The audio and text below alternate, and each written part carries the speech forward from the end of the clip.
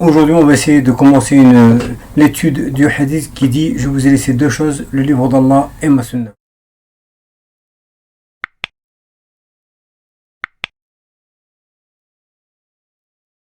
Il faut savoir que depuis le 4e siècle de l'Hégire, soit le 10e siècle de l'ère chrétienne, deux formulations de ce hadith s'opposent. On a une formulation qui dit « Je vous ai laissé deux choses, le livre d'Allah et ma sunna ». Et cette formulation-là s'oppose à la formulation qui dit « Je vous ai laissé deux choses, le livre d'Allah et ma descendance, les gens de ma maison ». Donc, depuis le 4e siècle, il s'avère que la formulation qui dit « Je vous ai laissé deux choses, le livre d'Allah et ma sunna », ou le livre d'Allah et la sunna de son prophète, ça revient au même, cette formulation a été mise en avant par les historiens et par les gens du hadith. Chez les historiens, par exemple, on trouve chez Tabari qui dit que, qui ramène le hadith qui dit que, d'après Abdullah ibn Najih, il dit فَإِنِّي قَدْ بَلَغْتُ وَتَرَكْتُ فِيكُمْ مَا إِنِّي اعْتَصَمْتُمْ بِهِ فَلَنْ تَضِلُّوا أَبَدًا كِتَابُ اللَّهِ وَسُنَّةَ نَبِيِّهِ. Ça, c'est la version qui est chez Tabari, historien et muhaddith en même temps. Donc à cette formulation-là s'oppose une autre formulation donc, dans laquelle le prophète n'enjoint pas à suivre le livre d'Allah et sa sunna, mais le livre d'Allah et sa descendance, les gens de sa maison, comme chez At-Tirmidhi. Donc voilà ici Sunan At-Tirmidhi avec le tahqiq de Albani, la maison d'édition Maktabat al-Maharif à Riyad, la page 855, le hadith 3786.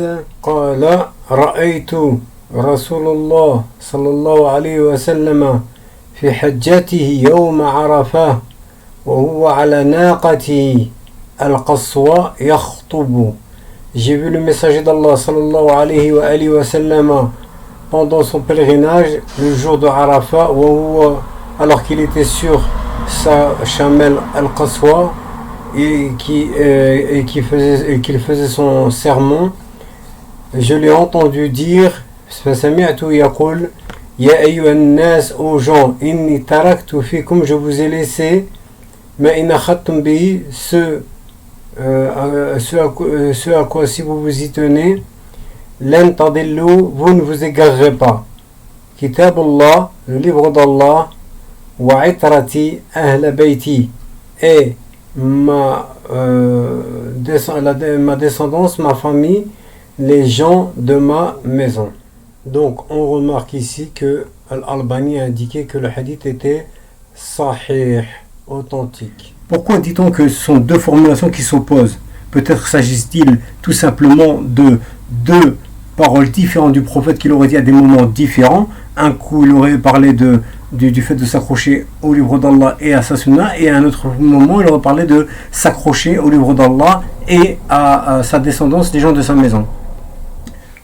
Pour essayer de voir clair et essayer de comprendre pourquoi les gens du hadith et les historiens ont mis en avant la formulation lafdul hadith qui disait que le prophète aurait dit « Je vous ai laissé deux choses, le livre d'Allah et ma sunna », pourquoi ils ont mis cette version en avant et ont mis en retrait la version qui disait le livre d'Allah et ma descendance, les gens de ma maison, pour essayer de voir clair dans cette question cruciale, car elle détermine toute l'opposition. C'est un des piliers de la divergence entre les sunnites et les chiites. Et on va donc commencer par étudier la formulation du hadith qui dit « Je vous ai laissé deux choses, le livre d'Allah et ma sunna », puisque c'est la plus répandue actuellement et que l'autre formulation elle est très peu connue. On va essayer de revenir sur le livre d'Allah et ma sunna et essayer de déterminer quel est le degré d'authenticité de ce hadith avec toutes ces chaînes et toutes les voies qui rapportent ce hadith. Et ensuite on s'attaquera à la version qui dit le livre d'Allah et ma descendance, les gens de ma maison, pour comprendre si on peut affirmer que l'une des deux versions est plus authentique que l'autre, et auquel cas cela justifierait qu'on ait mis en avant l'une plutôt que l'autre. On commence donc avec le hadith, le livre d'Allah et ma sunna, par un petit rappel général. Donc voici le schéma qui est récapitulatif de toutes les voies et de tous les isnad qui rapportent le hadith avec la formulation le livre d'Allah et ma sunna, ou le livre d'Allah et la sunna de son prophète qui revient au même. Si on remarque en haut ici, tout en haut dans les ovales, on remarque que ce hadith est rapporté ou cité par 1, 2, 3, 4, 5, 6, 7 compagnons, ou peut-être 8. Car ici à gauche, le deuxième ovale en partant de la gauche, il est indiqué Sahabi Majhoul, qui veut dire compagnon inconnu. Or, ce compagnon inconnu, il est cité par Ibn Ishaq, qui rapporte le hadith d'après un compagnon qu'il ne définit pas, qu'il ne désigne pas par son nom. Et de même, Al-Bayhaqi rapporte le hadith aussi d'un compagnon, au final d'un compagnon inconnu dont il ne désigne pas le nom. Donc on ne sait pas si ce sahabi majhoul, ce compagnon inconnu, est le même pour les deux, ou s'il s'agit de deux compagnons différents. Ensuite, quand on regarde en dessous des compagnons, on trouve le grand cartouche rectangulaire blanc dans lequel il y a 8 maillons communs à plusieurs chaînes différentes. Les maillons communs à plusieurs chaînes différentes, les islamologues l'appellent common link tout simplement, qui veut dire maillon commun. Nous on va appeler plutôt ça des voies, comme ici au milieu avec Salih ibn Musa al-Talhi. On va dire que le hadith est rapporté selon la voie de Salih ibn Musa al-Talhi, parce qu'il est à l'origine de plusieurs chaînes de transmission, comme on le voit en bas, une qui descend et qui va desservir 6 chaînes de transmission, plus 2 chaînes de transmission sur la gauche avec chez Al-Khatib al-Baghdadi, plus une chaîne qui descend chez l'imam Malik, et ainsi de suite pour les autres maillons communs, common link. Donc nous on va appeler ça plutôt des voies.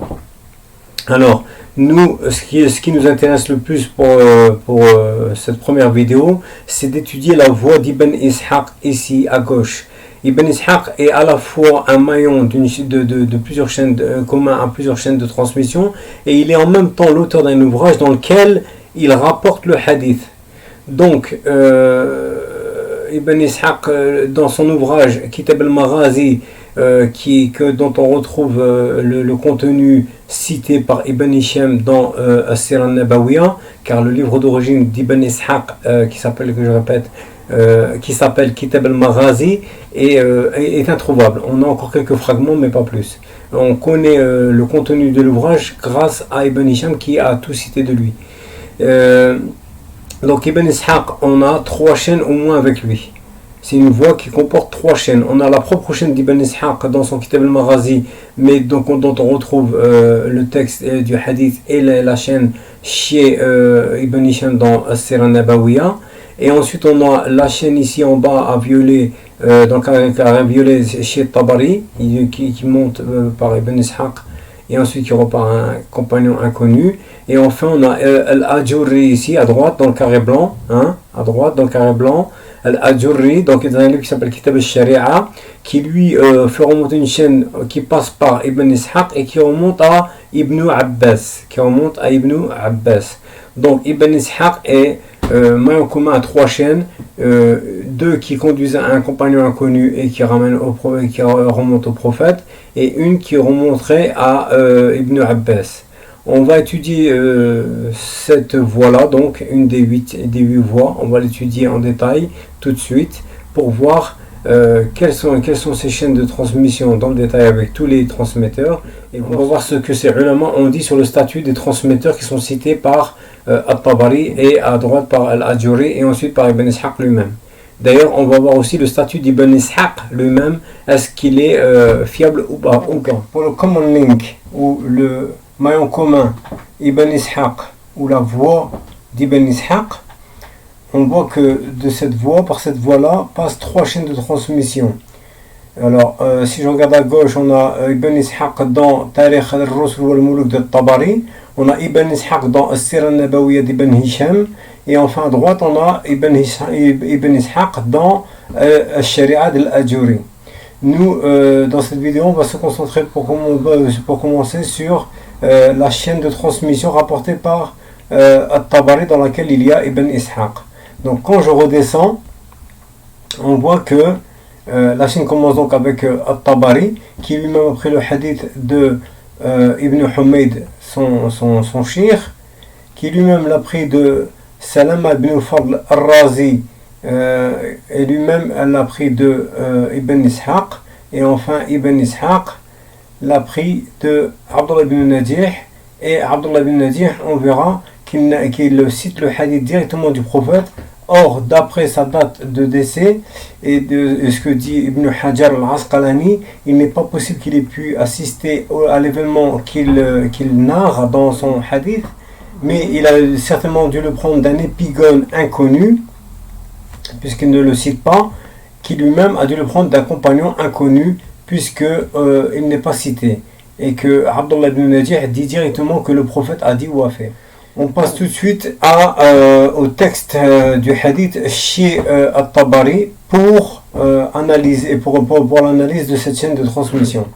Alors voilà, on est avec Sahih Tarikh At-Tabari.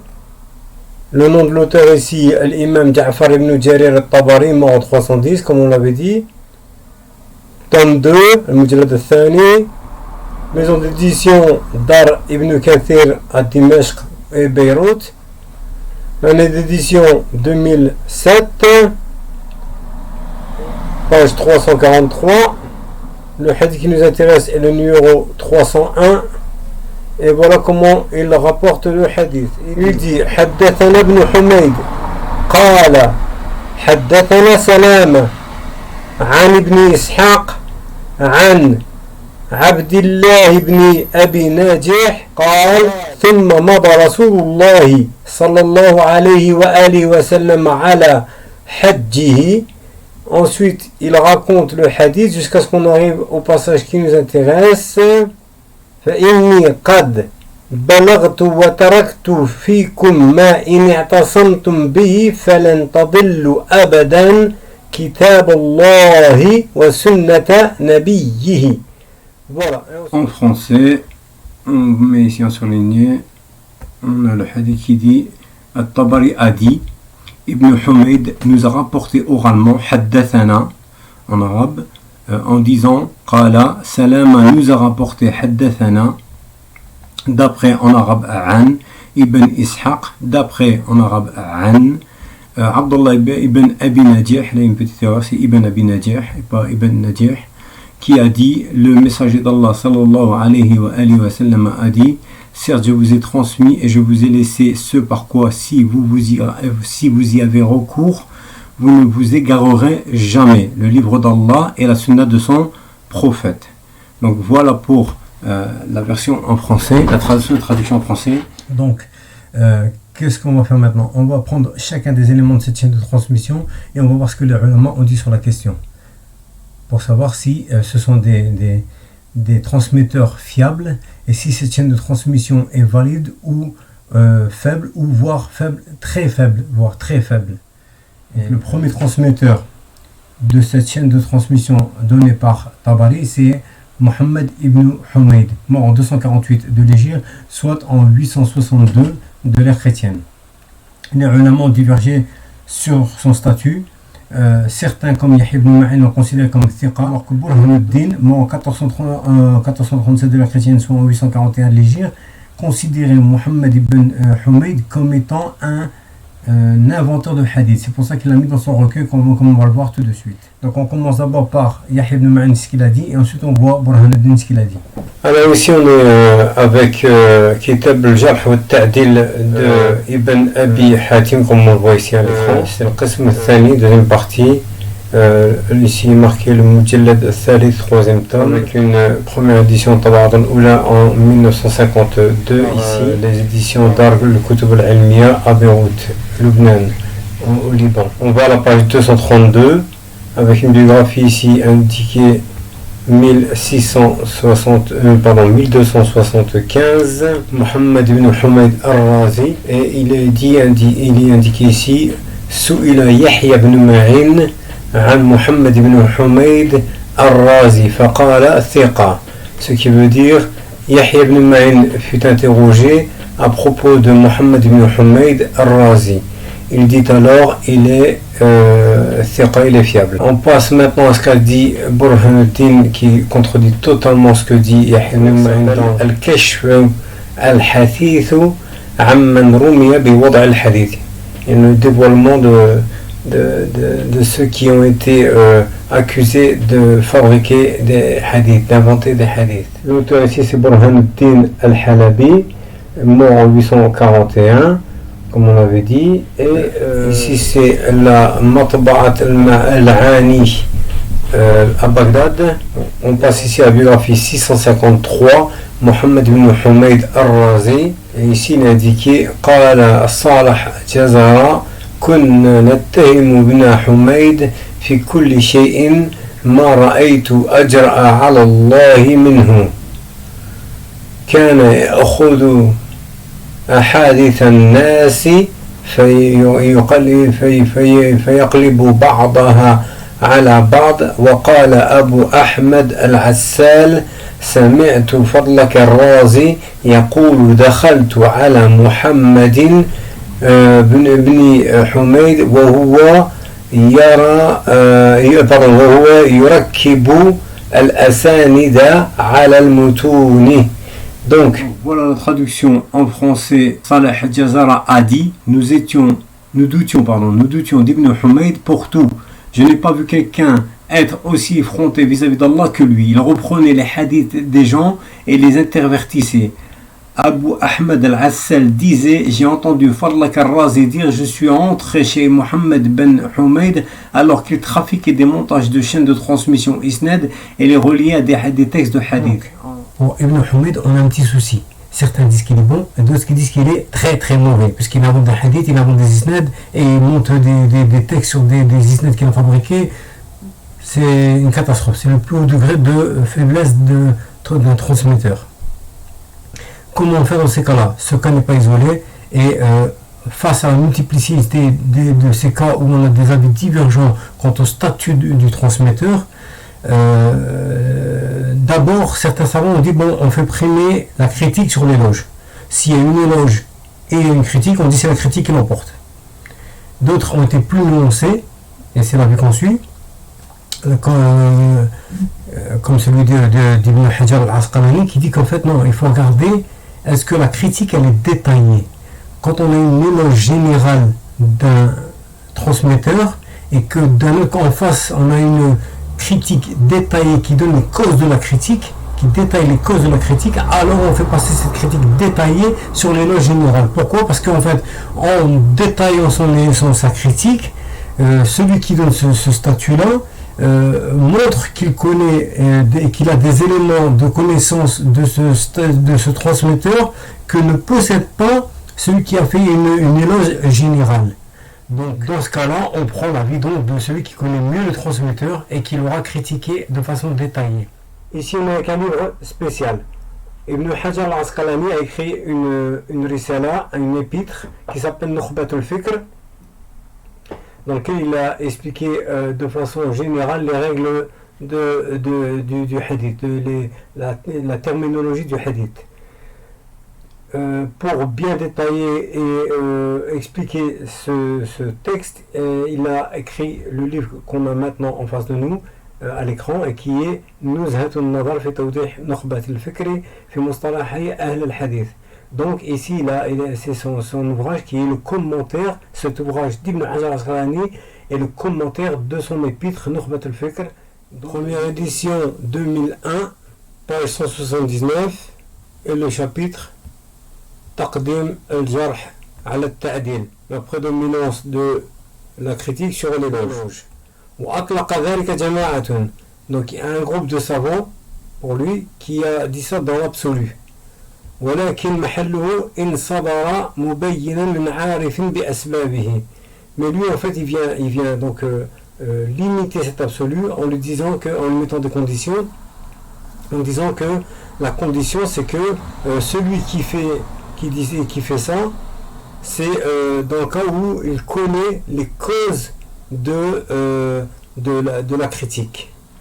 Donc ça, c'est d'un point de vue général. Mais d'un point de vue détaillé, là, en particulier avec Yahya ibn Ma'in, qui est considéré Ibn Humayd comme étant fiable, son avis a probablement été exprimé avant qu'il ait eu lui-même connaissance de malversation et de manipulation des chaînes, des transmissions et des textes, comme semble l'indiquer Ibn Abi Hatim lui-même. Donc, page 232, ici on voit, il dit Haddathana Abdurrahman. Donc Abdurrahman c'est Ibn Abi Hatim. Qala sami'tu Abi, j'ai entendu mon père, donc Abu Hatim. يقول سألني يحيى بن معين. يحيى بن معين m'a interrogé عن Ibn Humayd, à propos d'Ibn Humayd, qui est le transmetteur qui nous intéresse.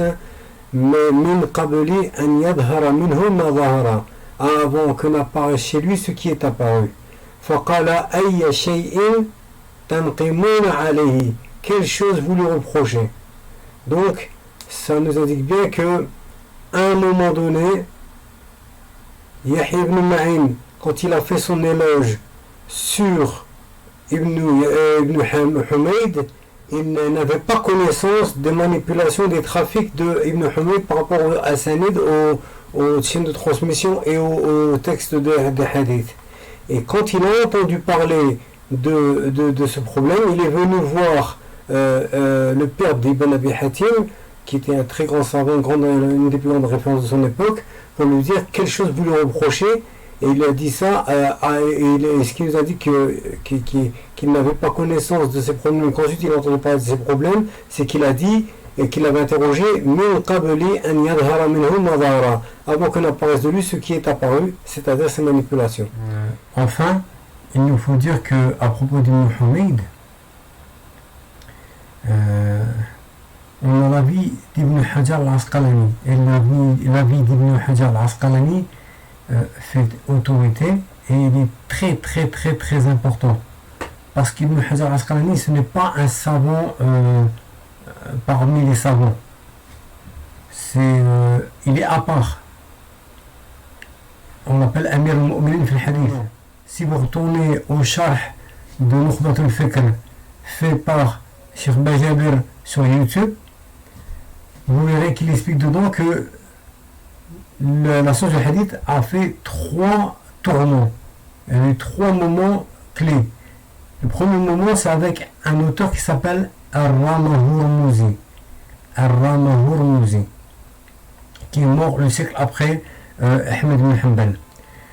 On dit de lui qu'il est le premier à avoir fait de la science du hadith une science indépendante. Il n'a pas inventé la science du hadith, mais il a fait de la science du hadith une science indépendante en lui dédiant pour la première fois un ouvrage entièrement qui est dédié à cette science-là. C'est le premier qui l'a fait. Le deuxième tournant, c'est avec Ibn Salah.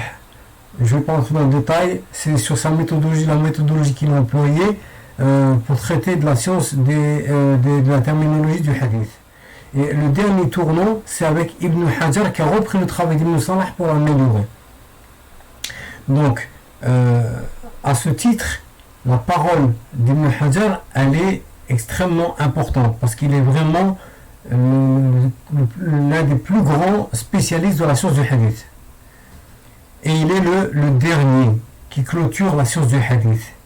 D'ailleurs, même les islamologues le reconnaissent. Donc l'avis d'Ibn Hajar al-Asqalani à ce titre est très très important sur la question sur Ibn Humayd. Deuxièmement, du fait qu'il est tardif, très tardif, puisqu'il meurt en 852, ça nous fait dans les 1400 et quelques de la chrétienne. Il avait connaissance de tout ce qui avait été dit sur Ibn Humayd par les spécialistes de la science de l'éloge et de la critique.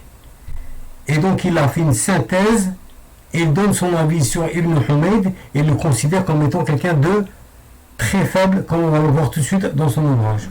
Donc voici le titre de l'ouvrage Ithaf al-Mahara bil fawaid al-mubtakara min atraf al-ashara. L'auteur c'est bien Ibn Hajar al-Asqalani comme on voit ici. Voilà. La date d'édition c'est 2001 et c'est édité par l'université de Médine. La page 1331 et le tome 17, j'ai oublié de le marquer, l'indiquer. Voilà ce que dit Ibn Hajar en réponse à quelqu'un qui disait le contraire de lui. Il dit قلت بل محمد بن أبي حميد ضعيف جدا. Il dit plutôt Mohammed ibn Abi Humayd est très faible. Voilà donc, le premier transmetteur de la chaîne de transmission présenté par Tabari, ce premier transmetteur qui s'appelle Ibn Humayd, son cas anglais, il est très faible. Est-ce qu'il y a d'autres problèmes dans cette chaîne de transmission? On continue ici avec le deuxième nom qui est présenté dans la chaîne de transmission qui est Salama. Donc on commence pour Salama avec Kitab Du'af al-Saghir, traduction le petit livre des faibles, sont entendu des transmetteurs faibles. L'auteur c'est bien Ismaël Bukhari et qui est mort en 256. Il est important de retenir le titre, Kitab al-Du'afa, le livre des faibles.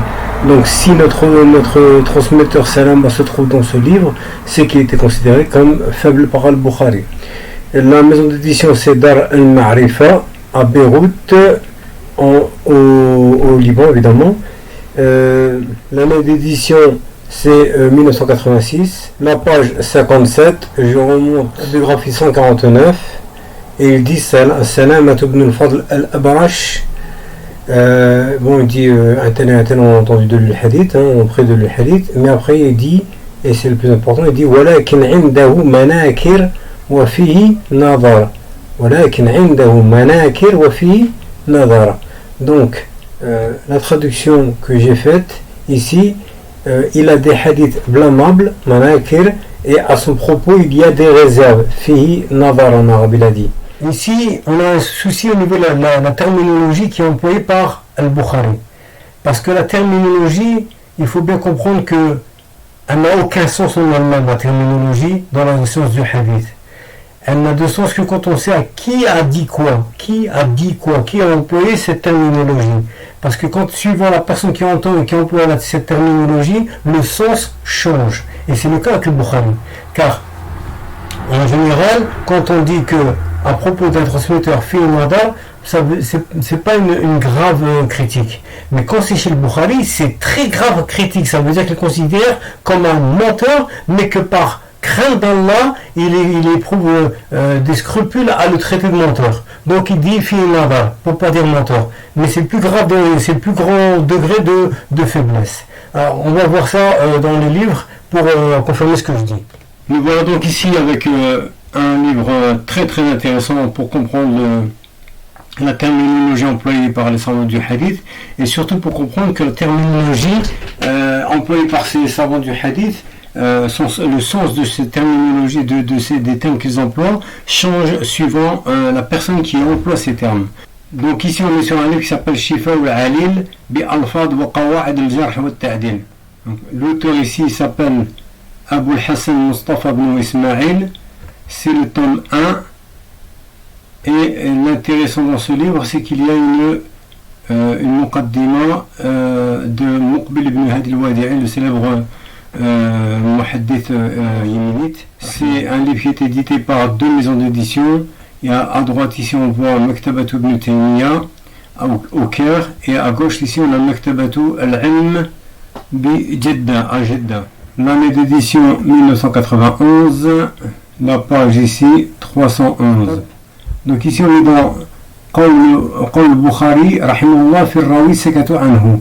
Et là on est ici, après on va tomber directement avec Faqal al-Sakhawi qui est l'élève de Ibn Hajar, a dit وكثير ما يعبر البخاري بهاتين الآخرتين.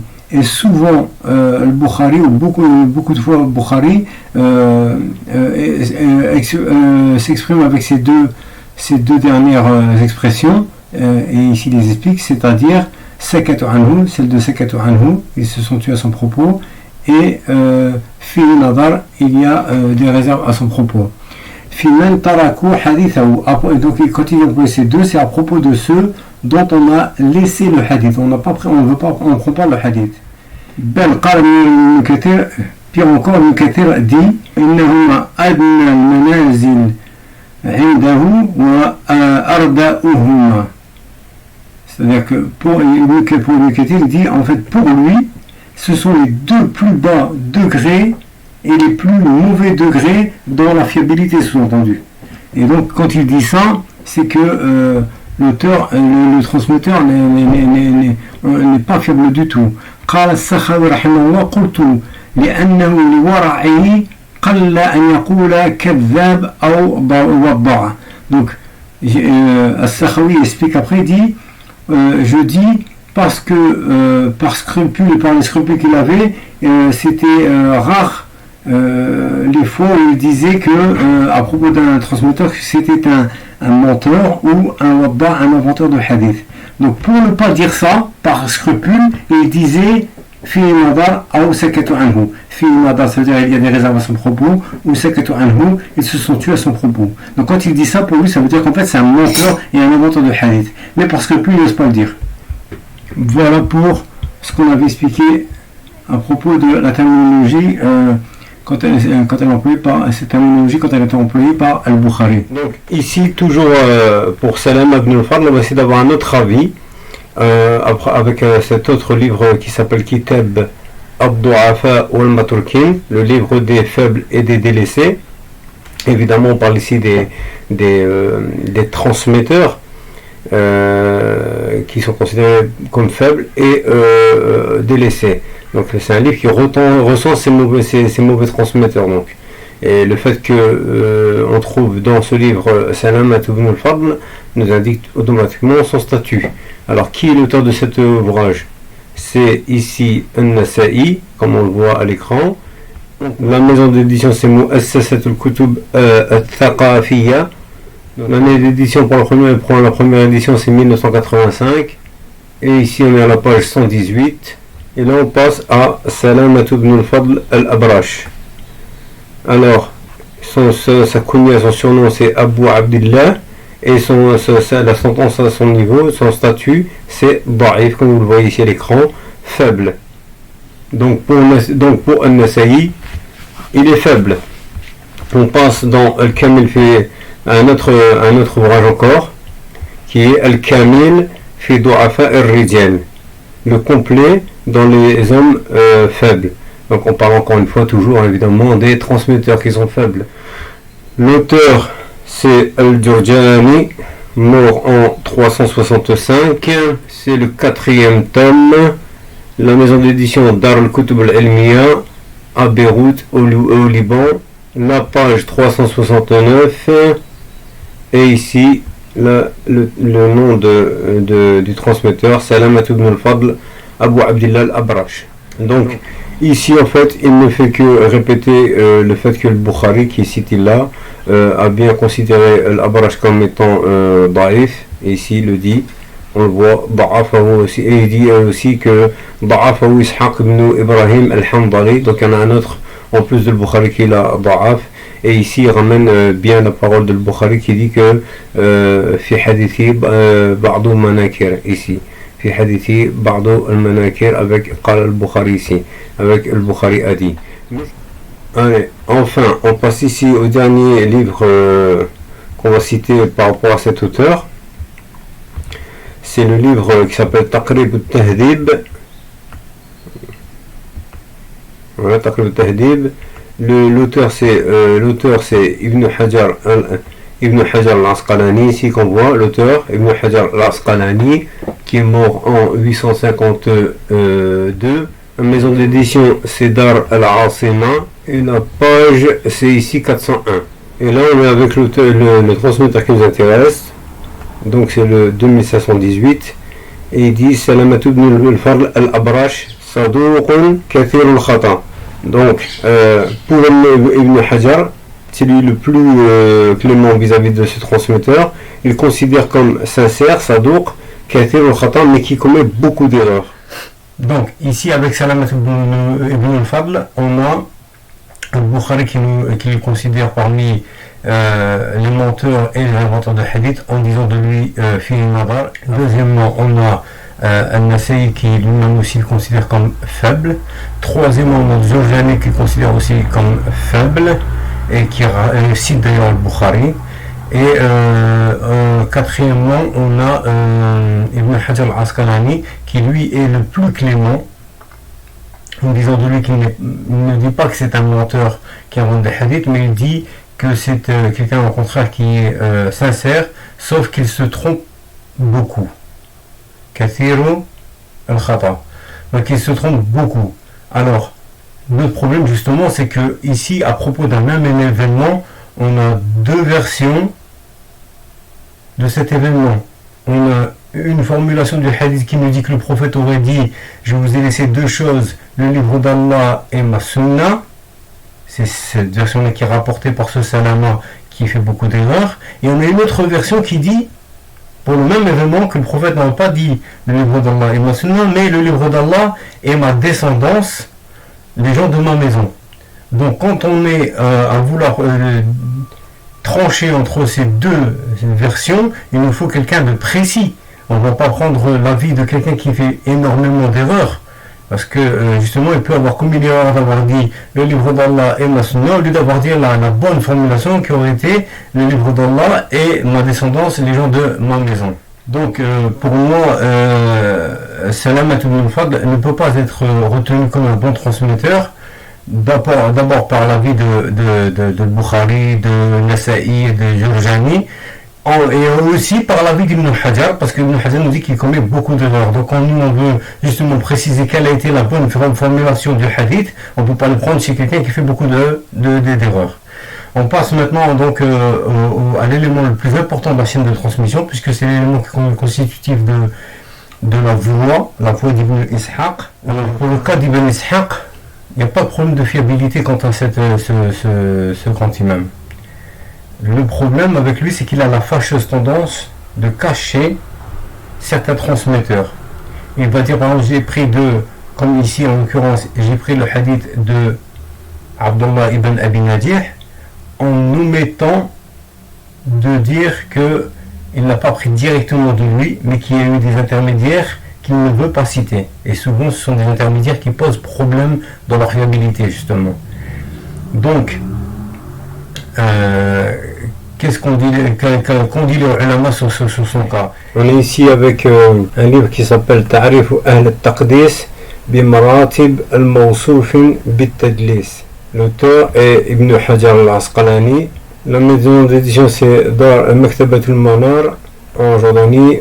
Al-Zarqa, c'est juste à la sortie de Amman, la capitale. La page 51 et la biographie ici, c'est la biographie 125. Ibn Ishaq, il est ici. C'est Mohammed ibn Ishaq ben Yasar, Sahib al-Maghazi, celui qui a écrit le Maghazi, dont on retrouve tout le contenu dans As-Sira al-Nabawiyya d'Ibn Hisham, qu'on va citer ensuite. Quel est son statut? Regardez ici, Saduqun mashhurun bit-tadlis, sincère, célèbre pour les dissimulations, an ad-du'afa'i wal majhulin. Donc célèbre pour dissimuler les faibles et les ignorants, wa an sharrin minhum, et dissimuler même ceux qui sont pires que eux, c'est-à-dire pire que les faibles et les inconnus. وصفه بذلك أحمد, donc c'est Ahmed ibn Hanbal qui l'a décrit ainsi, et aussi Ad-Daraqutni et وغيرهما et d'autres, ils ne sont pas les seuls. Donc il est connu pour ça. Alors qu'est-ce qui se passe quand quelqu'un est connu pour ça? Donc on va dans le même livre ici à la page 14, dans laquelle l'auteur Ibn Hajar explique les catégories de dissimulateurs. La quatrième catégorie, من اتفق على أنه لا يحتج بشيء من حديثهم إلا بما صرحوا فيه بالسماع. Donc ceux dont ceux à propos de qui il y a eu unanimité pour dire que on ne recourt à rien de leur hadith, sauf dans ce qu'ils ont déclaré clairement avoir entendu. Du transmetteur qu'il cite évidemment.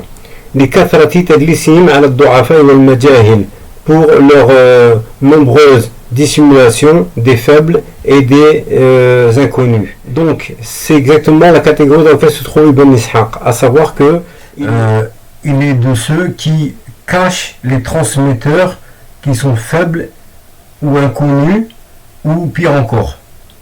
Donc pour pas que ces hadiths soient invalidés, il s'amuse à dissimuler les transmetteurs. Donc, je vais être précis, Ibn Hajar l'a classé dans la 4e catégorie des dissimulateurs, à savoir ceux qui, comment on veut dire, cachent les transmetteurs faibles et inconnus, voire pire. Et ceux-là, qu'est-ce qui se passe avec ceux-là? Il dit, il y a unanimité des savants pour dire que ces gens-là, on ne prend pas leur hadith. Sauf quand il dit clairement qu'il a entendu le hadith du transmetteur qui est au-dessus de lui et qu'il cite. Dans ce hadith-là, justement, c'est pour ça que j'avais commencé par bien dire quand j'ai traduit que la chaîne de transmission, c'est que Ibn Ishaq dit An. Quand il ramène de Abdullah ibn Abi Najih, qui lui est fiable, qui ne pose aucun problème, il dit An, d'après. Donc, on ne sait pas, quand c'est connu chez les savants du hadith, que quand il dit An, c'est une formulation qui laisse le doute. On ne sait pas s'il a réellement entendu de lui. C'est pas clair. Or, s'il ne dit pas clairement qu'il a entendu de lui, on ne peut pas prendre de lui. On ne peut pas prendre d'Ibn Ishaq. Donc là, il n'est pas clair. Il dit d'après. D'après, peut-être qu'il a entendu directement de lui, ou peut-être qu'il y avait des intermédiaires, des transmetteurs intermédiaires entre lui et ce Abdullah ibn Abi Najih. Quand on sait de lui qu'il a l'habitude de cacher les transmetteurs qui posent problème, alors on ne peut pas lui faire confiance sur cette question-là.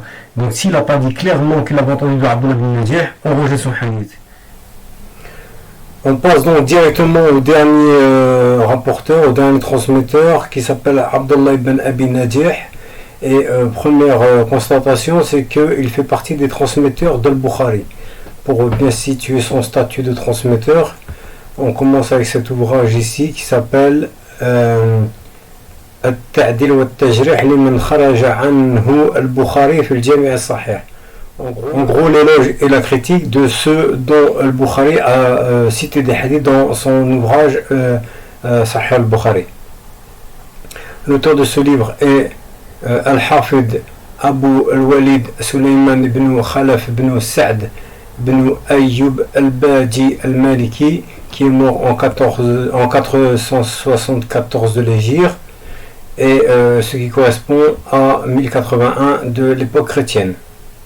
Le H c'est pour Hijra et Hijri, pardon, et ici c'est pour le M, c'est pour Miladi, naissance de Jésus.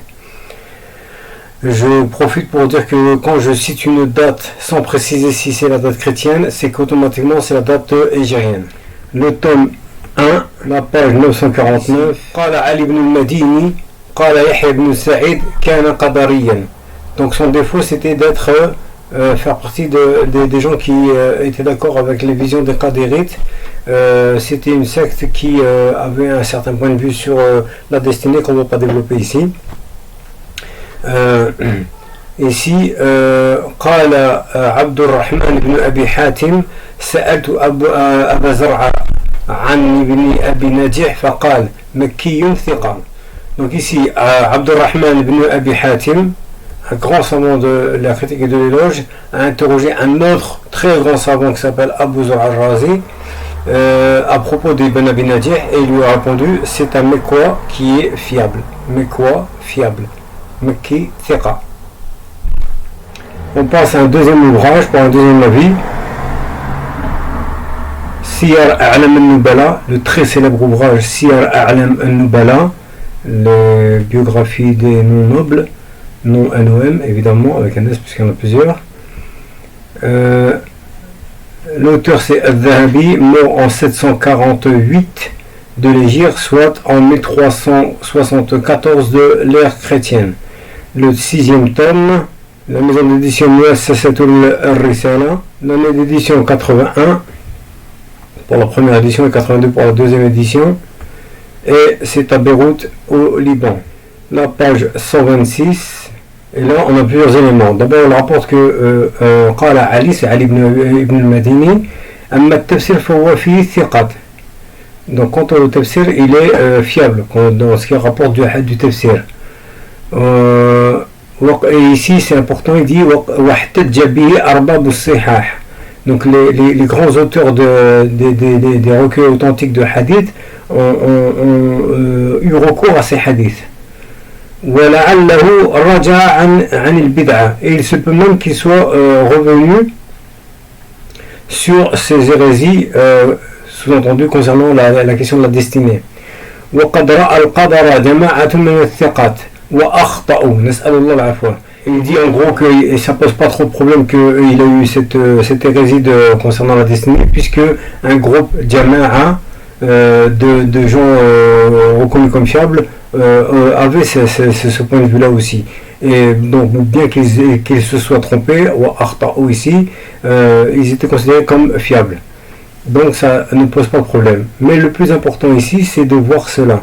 C'est que Dhahabi, il situe sa mort en توفي سنة 31 و100. Il est mort en 131. Et ça c'est important parce que on voit dans le livre suivant qui s'appelle Taqrib al-Tahdhib, qu'on a déjà cité d'Ibn Hajar al-Asqalani. Donc on va directement à la page qui nous intéresse, la page 552, la biographie 3686, Abdullah ibn Najih Yasar al-Makki, le Mekwa, comme il avait dit l'autre. Donc il dit ici Thiqatun. Il reprend l'avis d'Abu Zur'a al-Razi qui avait été cité par Ibn Abi Hatim. Et ce qui est important ici, c'est qu'il dit qu'il fait partie de la 6e génération de transmetteurs, Min Sadisati.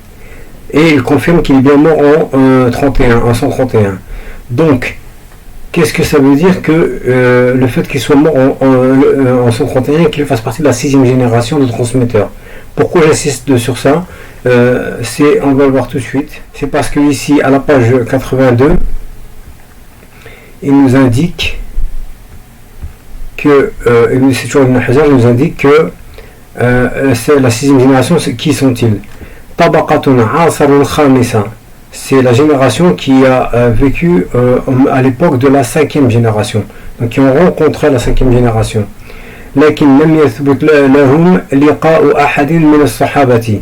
Mais il n'est pas établi pour aucun d'entre eux d'avoir rencontré les compagnons. Qu'est-ce que ça veut dire? Si Abdullah ibn Najih fait partie de cette catégorie, comme l'affirme Ibn Hajar, il n'a donc pas rencontré les compagnons, donc encore moins le prophète. Donc ce transmetteur n'a pas rencontré le prophète, n'a pas rencontré le compagnon, et donc son hadith il a forcément pris d'un épigone, un tabi'i, qui lui-même l'a rapporté d'un compagnon, et qui lui-même l'a rapporté l'événement ou la parole du prophète. C'est pourquoi dans notre schéma de la chaîne de transmission, on avait ici, on voit tout en bas à gauche, Tabari qui ramène de Mohammed ibn Humayd, qui ramène de Salam ibn al-Fadl, dont on a déjà parlé, et qui ramène de Ibn Ishaq, et ici, c'est plus important, il rapporte de Abdullah ibn Najih. Or, lui, Abdullah ibn Najih, on a dit, il rapportait d'un épigone inconnu, qui lui-même a rapporté d'un compagnon inconnu. Pourquoi? Parce que, comme on vient de le montrer, ce transmetteur, Abdullah ibn Najih, fait partie de la 6e génération de transmetteurs, donc dont on n'a pas pu établir qu'il avait rencontré un compagnon. S'il n'a pas rencontré de compagnon, c'est donc son hadith, il n'a pas pu le prendre même pas d'un compagnon, il l'a forcément pris d'un épigone. Or, il n'a pas cité le nom de cet épigone, ni celui du compagnon. Donc on a deux manques dans cette chaîne de transmission. Et ce sont deux transmetteurs en suivant qui manquent dans la chaîne de transmission. Quand on a une chaîne de transmission avec deux transmetteurs qui manquent à la suite, on appelle ça un hadith mu'dal, et un tel hadith est rejeté et considéré comme faible. Donc cette chaîne de transmission est faible à cause de Abdullah ibn Najih qui cite le hadith directement sans citer quel est l'épigone qui lui a transmis, ni le compagnon qui a transmis à l'épigone dont il a pris le hadith. Ensuite, on a An-Nasai qui le suit, qui dit qu'il est à un degré moindre et qui dit qu'il est faible. On a Al-Jurjani qui le considère aussi comme faible et qui reprend même la parole, qui cite la parole de Bukhari. Et enfin, on a Ibn Hajar al-Asqalani qui vient attaquer ce transmetteur sur deux points. d'une part, sur sa fiabilité, sa adala, il ne le met pas au niveau de thiqa, de fiable, il le baisse d'un degré au niveau de saduq, qui est sincère. Donc saduq, sincère, c'est encore quelqu'un de valable, dont on peut prendre le hadith, mais c'est pas au niveau de thiqa. Que retenir de cette petite étude? En fait, ce qu'il faut retenir, c'est que dans les 3 chaînes de la voie de Ibn Ishaq, on a étudié ici la chaîne de Tabari. Tabari a pris son hadith de Ibn Humayd qui est son cheikh. Lui-même a pris le hadith de Salamat ibn al-Fadl qui lui a pris de Ibn Ishaq, et Ibn Ishaq a pris de Abdullah ibn Abi Najih qui cite l'événement du pèlerinage de l'adieu au cours duquel le prophète aurait dit la formulation du hadith. Je vous ai laissé 2 choses, le livre d'Allah et la sunna de son prophète. Quand on regarde ce que les savants de la critique et de l'éloge ont dit sur les transmetteurs de cette chaîne, on a des graves problèmes. Donc ulama al-jarh wa ta'dil, les savants de la critique et de l'éloge ont dit sur Ibn Humayd que c'était un menteur qui a inventé des chaînes de transmission auxquels il venait greffer des textes de hadith pour les faire valider. C'est parmi les plus graves accusations qu'on peut porter sur un transmetteur de hadith, et donc son hadith il est rejeté. Deuxièmement, Salamat ibn al-Fadl, son statut varie entre très faible à faible. On a Al-Bukhari qui dit de lui que fihi nadar, il y a à son propos des réserves, et quand on a les savants qui expliquent ce que veut dire cette expression chez le Bukhari, ils indiquent que pour lui ça veut dire que le transmetteur est un menteur et un inventeur ou un inventeur de hadith. Donc c'est très faible.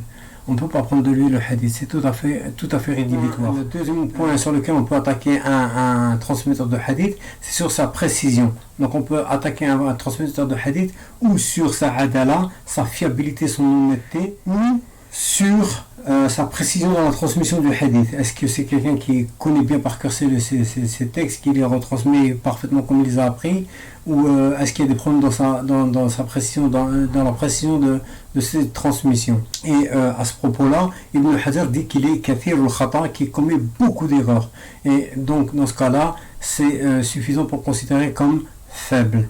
Donc Salamat ibn al-Fadl, le deuxième rawi, il va de très faible à faible. On ne peut pas prendre le hadith de lui. Ça nous fait déjà 2 graves problèmes dans la chaîne de transmission. Ensuite, on a Ibn Ishaq lui-même. Donc Ibn Ishaq, le problème avec lui, c'est que il est reconnu pour être un modèle lisse. C'est ce dont on ne peut pas prendre le hadith s'il ne déclare pas clairement avoir entendu le hadith du transmetteur qu'il cite. En l'occurrence, Ibn Ishaq ramène le hadith de Abdullah ibn Abi Najih. Mais comment il le ramène? Il dit d'après An en arabe, ibn Abi Najih. Or, une telle transmission d'un dissimulateur de la 4e catégorie, on ne peut pas prendre le hadith, parce que quand il dit An, ça ne veut pas dire qu'il a entendu le hadith de lui. C'est pas clair. C'est pas comme il aurait dit, s'il avait dit, Qala ou haddathana. Qala, il a dit, ou haddathana, il nous a rapporté que. Donc, dans ce cas-là, ça indiquerait qu'il a pris oralement le hadith directement du transmetteur qu'il cite. Mais quand il dit an d'après, c'est trouble et on ne peut pas prendre le hadith dans un tel cas. Donc, on appelle ça l'an ana, d'accord? Le fait de ramener d'après un tel, on appelle ça l'an ana, l'an ana de la 4e catégorie, on ne peut pas le prendre. C'est Ibn Hajar qui le dit en tout cas. Enfin, le dernier moyen de cette chaîne, avec Abdullah ibn Abi Najih, on a vu que ce transmetteur-là ne pose pas de problème de fiabilité, de adala. Il ne pose pas non plus de problème au niveau de sa précision dans les transmissions d'apt. Le problème, c'est que Ibn Hajar a indiqué qu'il faisait partie de la 6e génération de transmetteurs de hadith, ceux qui ont rencontré la 5e génération sans qu'il ne soit établi pour eux qu'ils aient rencontré des compagnons, donc encore moins le prophète. Or, lui cite le hadith directement comme s'il était témoin de la scène. Et ce n'est pas acceptable puisque il n'a pas rencontré le compagnon, donc encore moins le prophète, donc il n'a pas pu être présent au moment du pèlerinage de Dieu, Hajjatul Wada, qu'il décrit, et dans lequel le prophète aura dit: je vous ai laissé deux choses, le livre d'Allah et ma sunna ou la sunna de son prophète. Pardon. Donc, ce hadith-là, ce transmetteur-là, son problème, c'est que entre lui et le hadith, il manque au minimum deux transmetteurs, un épigone qu'on ne connaît pas et un compagnon qu'on ne connaît pas. Donc le compagnon, si on ne le connaît pas, peu importe, du moment qu'il est établi que c'est un compagnon pour le jour du hadith, puisque tous les compagnons sont considérés comme rundul, fiables. Par contre, on ne sait pas s'il a pris de un compagnon, un épigone, voire de plusieurs épigones. Un épigone tabi'i qui aurait pris l'une d'un autre épigone tabi'i, et ainsi de suite. C'est un cas de figure qui est courant. Et donc, c'est ce qui a pu arriver avec ce hadith-là. Et dans ce cas-là, ça rend encore plus faible le hadith. Pour conclure sur ce hadith, on a compris que ce hadith, il est, en tout cas, cette chaîne de transmission rapportée par Tabari est plus que faible, elle est très faible,